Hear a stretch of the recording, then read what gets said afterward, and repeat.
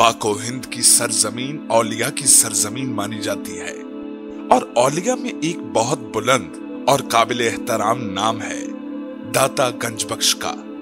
आपका नाम अली बिन उस्मान अल हजवेरी है और कुनियत अबुल हसन। आप दाता गंजबख्श के नाम से मशहूर हैं। आपकी विलादत 400 हिजरी में जुलाब में हुई। आपके वालिद का नाम उस्मान बिन अली है।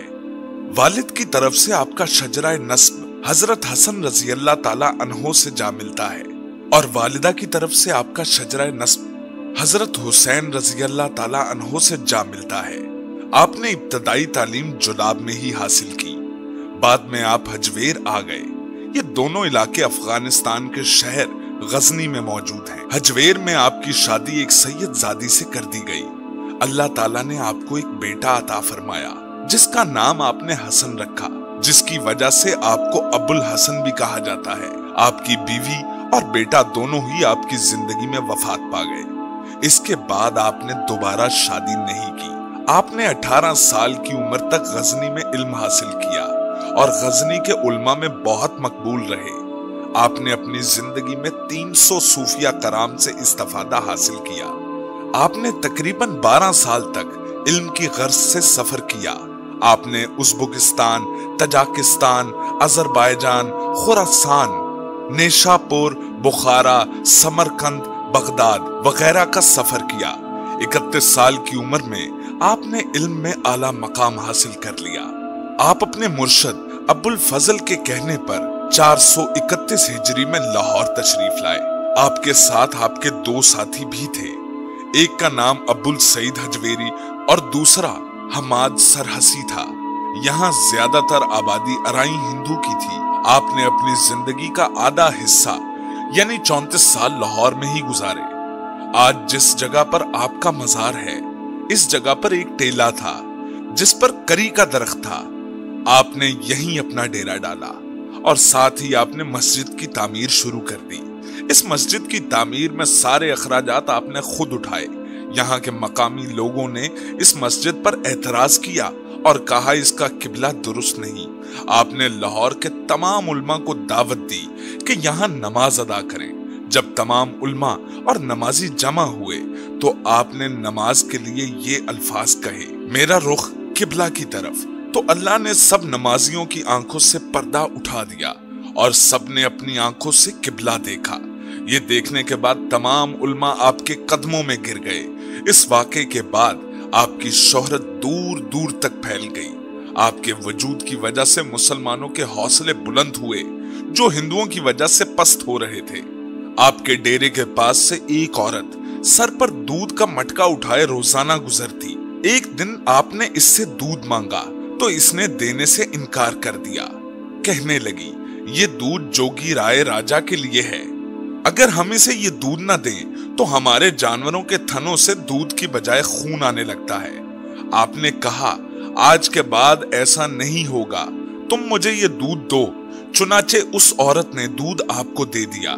जब अगले दिन इसने जानवरों का दूध दोहा तो जानवर पहले से ज्यादा दूध देने लगे।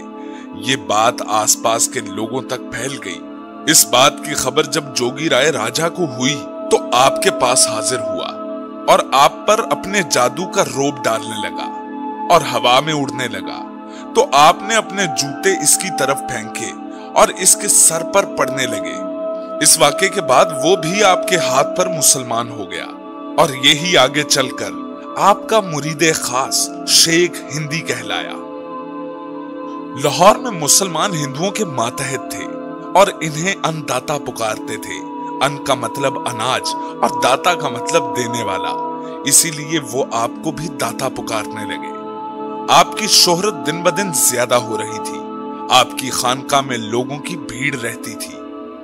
मुसलमानों ने फैसला किया कि भाटी गेट का नाम बदलकर दाता अली हजवेरी गेट रख दिया जाए। इस पर हिंदुओं ने एतराज किया और एक वफ्द आपके पास भेजा।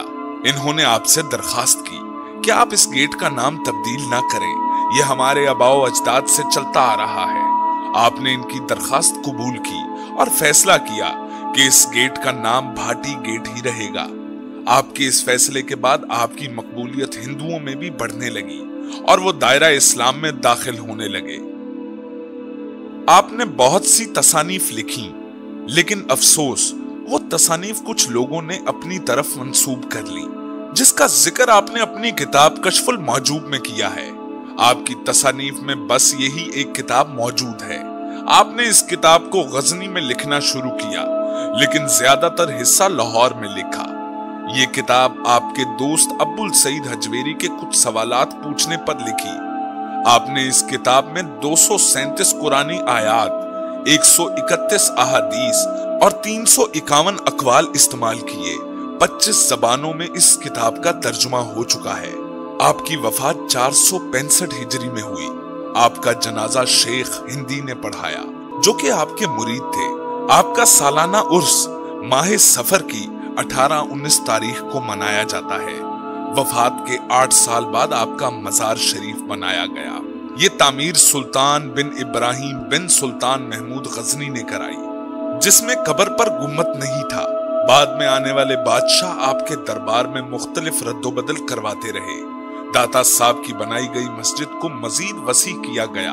1862 में गुलजार शाह कश्मीरी ने दोबारा से मस्जिद मुगलिया तर्ज पर तामीर करवाई, जिसमें 3 गुंबद थे। इसके बाद फिर तामीर हुई और मजीद गुंबद बढ़ा दिए गए।